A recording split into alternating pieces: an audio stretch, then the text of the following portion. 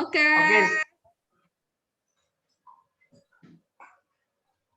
Assalamualaikum warahmatullahi wabarakatuh. Waalaikumsalam warahmatullahi wabarakatuh.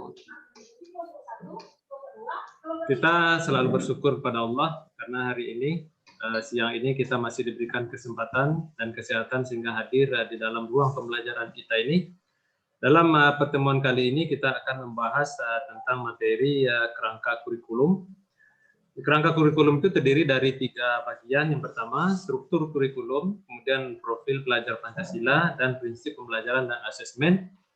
Nah, untuk itu kita akan membahas salah satu dari bagian tersebut, yaitu khususnya adalah profil pelajar Pancasila. Nah, untuk itu, untuk penyampaian materi ini akan disampaikan oleh Bapak Ferry Widin. Pada Pak Ferry, nanti waktu dipersilakan, setelah itu akan ada sesi tanya-jawab. Untuk materi kita ini, kalau ada hal-hal yang belum kita pahami, boleh kita mendiskusikan dalam ruang pembelajaran kita ini.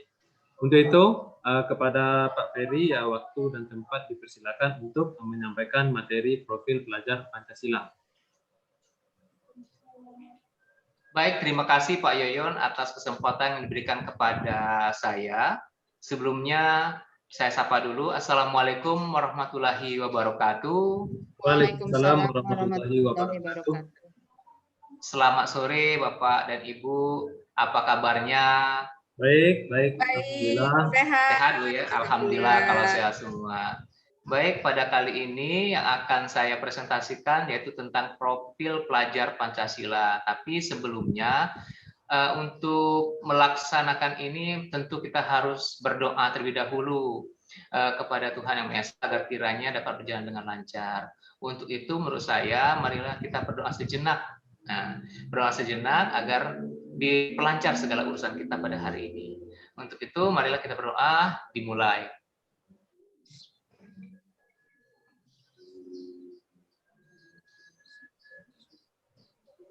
Berdoa selesai. Baik, Bapak-bapak dan Ibu-ibu sekalian, langsung saja saya share screen-kan dulu PPT yang saya buat. Waalaikumsalam, Bu Ida. Ya. Bagaimana Bapak Ibu? Apakah sudah terlihat di layarnya masing-masing? Kalau sudah terlihat, oke. Jadi juga rasa ingin tahunya. Oke, langsung saja. Yang materi yang akan saya sampaikan pada kegiatan kali ini yaitu tentang profil pelajar Pancasila, di mana pada dasarnya ideologi negara kita, bangsa kita yaitu adalah Pancasila, yang mana tujuannya semua apapun yang kita lakukan itu harus berdasarkan, berlandaskan dengan Pancasila itu sendiri. Nah, sekarang Pancasila itu kita rangkum dalam suatu pelajar Pancasila. Di antaranya yaitu beriman, bertakwa kepada Tuhan Yang Maha Esa, berakhlak mulia, kemudian mandiri, kemudian bernalar kritis, ada juga berkebinekaan global, bergotong royong, dan kreatif. Jadi ada 6 komponen dari profil pelajar Pancasila. Untuk itu kita bahas satu persatu dulu. Yang pertama yaitu beriman, bertakwa kepada Tuhan Yang Maha Esa, dan berakhlak mulia. Di sini pelajar Indonesia yang beriman, bertakwa kepada Tuhan Yang Maha Esa, dan berakhlak mulia adalah pelajar yang berakhlak dalam hubungannya dengan Tuhan Yang Maha Esa. Ia memahami ajaran agama dan kepercayaannya serta menerapkan pemahaman tersebut dalam kehidupan sehari-hari. Nah, di sini ada elemen kunci beriman, bertakwa kepada Tuhan Yang Maha Esa tersebut. Yang pertama itu ada yang A, yaitu akhlak beragama. Nah, akhlak beragama ini mungkin kita contohkan seperti kalau di sekolah itu ada bentuk yasinan bersama atau mengaji setiap hari Jumat, mungkin seperti itu. Kemudian yang kemudiannya ada akhlak pribadi. Akhlak pribadi ini sepertinya saling hormat menghormati antar sesama, seperti dengan mungkin di sekolah kita, di sekolah saya sendiri itu ada yang non muslim. Jadi bagaimana caranya kita menghormati kepercayaan mereka. Yang C, akhlak kepada manusia. Akhlak kepada manusia itu contohnya seperti kalau di kami itu ada Ramadan berkah. Jadi setiap bulan Ramadan kita berbagi ke sesama seperti sembako seperti itu. Nah, kemudian yang di akhlak kepada alam. Nah, akhlak kepada alam ini contohnya seperti menjaga lingkungan dan sebagainya. Seperti kalau kami itu ada kebersihan untuk masjid sekitar. Nah, itu kebersihan masjid sekitar, kemudian kebersihan alam. Karena kami di dekat pantai, Bu, di dekat pantai, jadi kami membersihkan pantai itu setiap akhir tahun, seperti itu. Kemudian yang E, akhlak bernegara. Akhlak bernegara ini mungkin seperti contohnya bagaimana cara menanamkan kepada anak didik itu untuk tidak korupsi, nepotisme, dan sejenisnya. Nah, itu untuk yang beriman, bertakwa pada Tuhan Yang Maha Esa, berakhlak mulia. Kemudian yang berikutnya ada berkebinekaan global. Berkebinekaan global yaitu pelajar Indonesia mempertahankan budaya luhur, lokalitas, dan identitas, dan tetap berpikiran terbuka dalam berinteraksi dengan budaya lain, sehingga menumbuhkan rasa saling menghargai dan kemungkinan terbentuknya dengan budaya luhur yang positif. Nah, ada elemen kunci juga dalam kebinekaan global ini yang meliputi mengenal dan menghargai budaya, kemampuan komunikasi interkultural dalam berinteraksi dengan sesama, dan refleksi dan tanggung jawab terhadap pengalaman kebinekaan.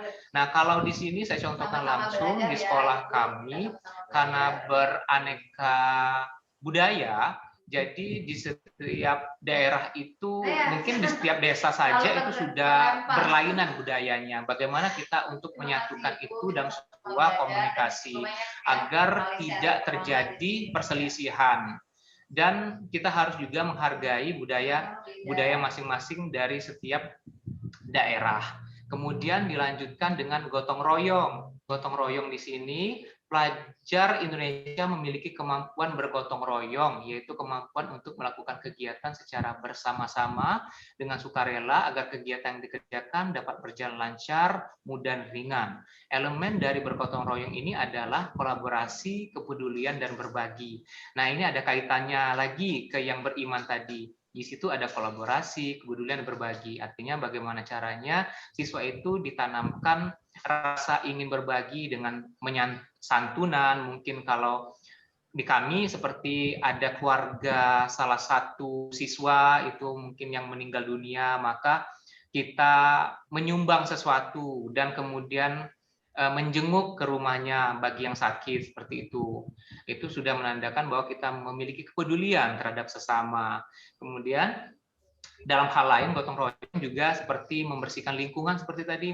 Membersihkan lingkungan tidak harus lingkungan sekolah, jadi boleh juga lingkungan di sekitar sekolah, agar terasa kepada masyarakat bahwa ada nilai gotong royong yang ditanamkan kepada siswa yang harapannya bisa menjadi suatu kebiasaan untuk kedepannya. Dilanjutkan, yaitu komponen yang berikutnya yaitu mandiri. Mandiri itu pelajar Indonesia merupakan pelajar mandiri, yaitu pelajar yang bertanggung jawab atas proses dan hasil belajarnya. Elemen kunci dari mandiri ini terdiri dari kesadaran akan diri dan situasi yang dihadapi serta regulasi diri.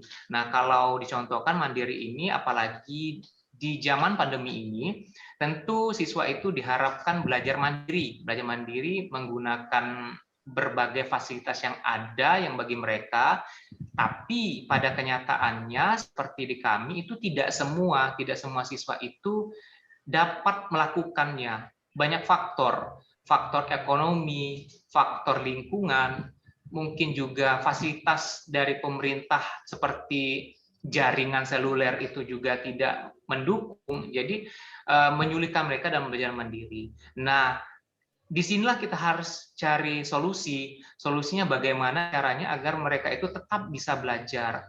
Mungkin yang kami lakukan seperti mereka disuruh datang ke sekolah, tapi dengan jadwal. Dengan jadwal misalnya 5 orang dulu hari ini datang untuk mengambil buku yang kemudian difotokopi.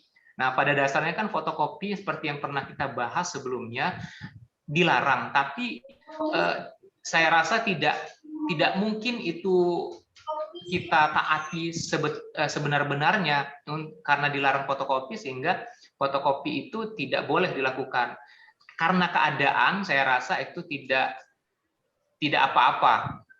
Karena faktor keadaan, karena berhubung tidak semua siswa itu mampu belajar sendiri tanpa fasilitas yang ada. Jadi itu alternatifnya. Atau kalaupun mereka tidak bisa, maka mereka harus belajar dulu di rumah selama 1 minggu, kemudian datang ke sekolah dengan berjadwal, kemudian menanyakan apa saja yang mereka belum pahami. Tetap di sini mereka ada mandirinya, tapi tentu guru sebagai pendidik harus menjadi fasilitator juga. Tidak mungkin mereka itu dibiarkan sendiri-sendiri. Itu yang bisa dicontohkan dari komponen mandiri yang ada di lingkungan sekolah. Kemudian dilanjutkan komponen berikutnya adalah bernalar kritis. Pelajar yang bernalar kritis mampu secara objektif memproses informasi baik kualitatif maupun kuantitatif, membangun keterkaitan antar berbagai informasi, menganalisis informasi, mengevaluasi dan menyimpulkan. Nah, di sini ada elemen penting juga dalam bernalar kritis, yaitu memperoleh dan memproses informasi dan gagasan, menganalisis dan mengevaluasi penalaran, merefleksi pemikiran dan proses berpikir, dan mengambil keputusan. Nah, di sini mungkin kita bisa gunakan agar siswa itu bernalar kritis dengan cara mengkaitkan antara materi pembelajaran itu secara kontekstual. Jadi penerapannya bagaimana? Misal contoh yang seperti yang pernah kita bicarakan di secara terbuka, seperti misalnya untuk materi perbandingan trigonometri. Bagaimana kalau dia itu melihat sebuah pohon di samping rumahnya. Nah, kira-kira pohon itu tingginya berapa? Kalau seandainya pohon itu roboh, apakah menimpa rumpanya atau tidak? Nah, itu menurut saya mengajak siswa tersebut untuk berpikir kritis bagaimana cara merumuskannya, seperti itu. Yaitu tentu misalnya kita arahkan dengan cara menggunakan sebuah alat. Nah, alat ini bisa menggunakan seperti kilometer. Nah, kemudian kita ajak juga mereka untuk mencari tahu apa itu kilometer, sehingga mereka juga berusaha untuk berpikir dan mengambil keputusan bagaimana membuat sebuah cara agar bisa mengukur ketinggian pohon tersebut. Nah, itu untuk yang bernalar kritis.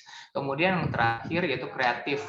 Nah, kreatif ini adalah pelajar yang kreatif mampu memodifikasi dan menghasilkan sesuatu yang orisinil, bermakna, bermanfaat, dan berdampak.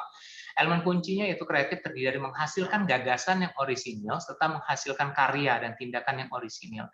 Nah, untuk saat ini sudah sangat banyak ruang untuk menjadikan kita menjadi seseorang yang kreatif, terutama dalam bidang teknologi.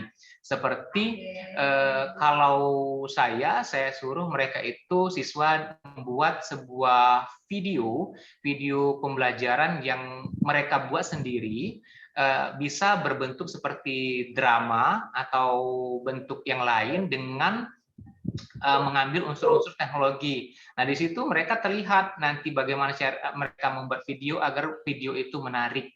Nah, itu yang bisa diberikan kepada siswa agar mereka menjadi seseorang yang kreatif dalam kondisi sekarang, seperti itu.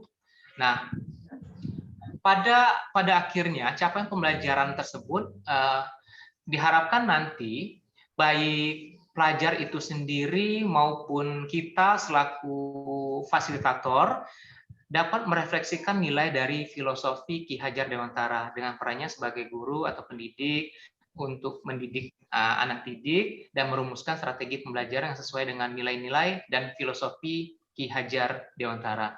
Mungkin itu saja Bapak Ibu presentasi saya tentang profil pelajar Pancasila. Kalau ada yang ingin ditanyakan, dipersilakan. Kalau ada tanggapan, kalau ada yang ingin tambahkan, saya sangat menginginkan hal tersebut. Untuk itu saya kembalikan lagi ke moderator Pak Yoyon. Silakan Pak Yoyon. Terima kasih. Wassalamualaikum warahmatullahi wabarakatuh. Waalaikumsalam warahmatullahi wabarakatuh. Baiklah, sudah sama-sama kita dengarkan tadi paparan tentang profil pelajar Pancasila yang disampaikan oleh Bapak Ferry Yunidin. Sebelum kita masuk pada sesi tanya jawab, baiknya kita icebreaking breaking dulu sejenak. Silakan diikuti ya Bapak Ibu ya. Jadi Baik, Pak. seperti ini kira-kira. Mula-mula tangan di depan. Tangan depan. Nanti irama lagunya adalah tangannya di depan Gerak-gerakkan. Tangannya di samping. Tangannya di samping. Digerak-gerakkan. Tangannya di atas. Digerak-gerakkan. Tangannya disilang. Kepala digoyang-goyang. Baik, kita mulai Bapak Ibu. Baik, Pak. Silakan, 1, 2, 3. Tangannya di depan, digerak-gerakkan. Tangannya di samping, digerak-gerakkan. Tangannya di atas, digerak-gerakkan. Tangannya disilang, kepala digoyang-goyang. Baik, saya rasa untuk ice breaking-nya cukup menghibur. Seterusnya kita akan memasuki sesi tanya jawab. Jika ada hal yang belum kita pahami, mungkin boleh kita diskusikannya. Pada Bu Sri, kalau ada yang perlu ditanyakan, silakan. Ya, terima kasih Bapak. Ini ada yang mau ditanyakan. Sebenarnya silakan, kan, Bu. ya kurikulum ini berubah-ubah. Ya, saya sudah beberapa kali mengikuti perubahan-perubahan kurikulum ya. Namanya itu berbeda-beda, namanya selalu berubah gitu ya. Apalagi di sekolah kami menjadi namanya aja kan mulai dari sekolah RSBI, ada sekolah rujukan, ada kesininya banyak aja sekolah-sekolah yang lain. Nah, kalau ini kan profil pelajar Pancasila, kenapa sih harus mengambil ada profil pelajar Pancasila, bukan profil pelajar yang lain gitu? Ada gitu. Pertanyaannya. Baik, pertanyaannya cukup menarik. Mungkin Pak Ferry, silakan dijawab. Nanti kalau ada hal yang perlu ditambahkan, mungkin saya berusaha menambahkan. Baik, terima kasih Pak Yoyon. Terima kasih juga Ibu Sri atas pertanyaannya. Kenapa harus mengambil kata mungkin Bu ya? Mengambil kata dan kalimat profil pelajar Pancasila. Kenapa harus Pancasila? Nah, begitu. Nah, menurut saya sendiri, pada dasarnya berdasarkan ideologi negara kita, yaitu Pancasila, yang terdiri dari 5 sila. Nah, 5 sila itu sebagai pencerminan dari bangsa negara Indonesia itu sendiri. Nah, pencerminan tersebut menurut saya dibuat lagi, dikemas lagi untuk dunia pendidikan dalam sebuah komponen yang terdiri dari 6 komponen yang ada sekarang, yaitu beriman, bertakwa, kemudian berkimi dengan global, bergotong royong, mandiri, bernalar kritis, kreatif, yang pada ujung-ujungnya, yang pada tujuan pada akhirnya itu membentuk manusia Indonesia yang berjiwa Pancasila sesuai dengan azas dan ideologi yang memang tidak bisa diubah sampai kapanpun. Itu menurut saya, Bu. Kenapa harus Pancasila? Bagaimana Pak Yoyon? Silakan kalau ada tambahan. Baik, saya akan berusaha menambahkan sedikit. Sebenarnya apa yang disampaikan Pak Ferry tadi sudah cukup mencakup ya. Kenapa harus belajar Pancasila? Karena memang harus sesuai dengan ideologi kita, yaitu Pancasila. Kemudian kita ya juga sekarang kita diharapkan ya juga menerapkan apa yang menjadi buah filosofi dari Ki Hajar Dewantara, bahwa kita harus belajar dari alam kita yang sesuai dengan budaya bangsa kita. Mungkin itu tambahan dari saya kira-kira. Gimana Ibu, Bu Sri, Pak Ferry? Ya, puas Pak. Silakan Bu Sri. Terima kasih sudah puas. Baik. Sudah terjawab. Yang lain kalau ada yang mau ditanyakan Bu Sri? Sementara mungkin ini Pak Bu, saya sendiri mempresentasikannya, mungkin agak ada sharing dulu, sharing dari sekolah mungkin Ibu Sri, bagaimana sih cara membuat anak itu agar kreatif, sepengalaman Ibu Sri di sekolahnya atau selama berpengalaman menjadi seorang guru, bagaimana sih cara mengajak siswa itu agar dia itu kreatif gitu? Ya, Ya, kalau di sekolah saya, kalau saya ya pengalaman mengajar saya kreatif. Tadi kunci-kunci yang sudah diberikan Pak Peri tadi kreatif itu apa gitu ya? Ada salah satunya itu membuat, coba Pak yang tadi. Oke. Itu? Ya, menghasilkan karya. Ya. Tadi kalau Pak Peri itu menghasilkan karyanya membuat video gitu ya, membuat itu pembelajaran ya, video pembelajaran. Ya. Saya juga sama sih seperti itu, tapi saya juga seperti tadi klinometri yang Bapak ceritakan, saya siswa juga membuat klinometri, jadi itu salah satu karya siswa di matematik atau ya video pembelajaran sama sih seperti itu. Mungkin klinometri banyak sekali saya membuat klinometri, terus kayaknya di dimensi 3 membuat alat peraga untuk tabung, untuk yang gitu ya, bangun datar, bangun ruang juga seperti itu. Itu karya-karya siswa banyak sekali di dimensi 3 dan di klinometri itu pengukuran. Mungkin itu kalau saya. Kalau di tadi yang karya, menghasilkan karya dan bisa digunakan oleh angkatan-angkatan berikutnya seperti itu, Pak. Oke. Kalau Pak Yoyon sendiri, mana Pak pengalamannya selama ini, Pak? Baik, kalau saya secara pribadi mengajak peserta didik untuk kreatif, seperti yang disampaikan Bu Sri tadi, ya saya juga waktu di kelas 10 ya mungkin sekitar 2 tahun yang lalu, karena kebetulan saya 2 tahun yang lalu ngajar kelas 10 itu materi trigonometri. Setelah itu saya ngajar kelas 2 dan kelas 11 dan 12.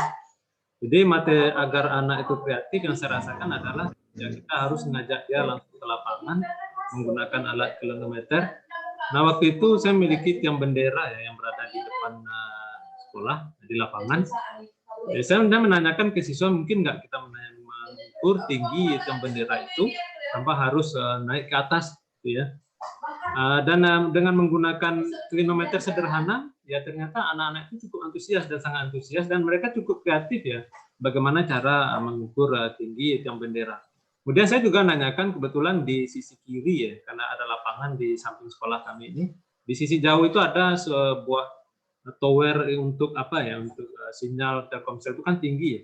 Nah, bisa nggak kita mengukur tinggi apa namanya alat pemancar itu tanpa kita harus datang ke pokoknya gitu ya, ke bawahnya, dan itu juga bisa terselesaikan dengan ilmu trigonometri sederhana juga menggunakan klinometer ya. Jadi hanya menggunakan istilahnya siswa itu cukup berdiri di depan kelasnya, kemudian menggeser berdiri agak sedikit, mungkin sekitar 10 meter ya.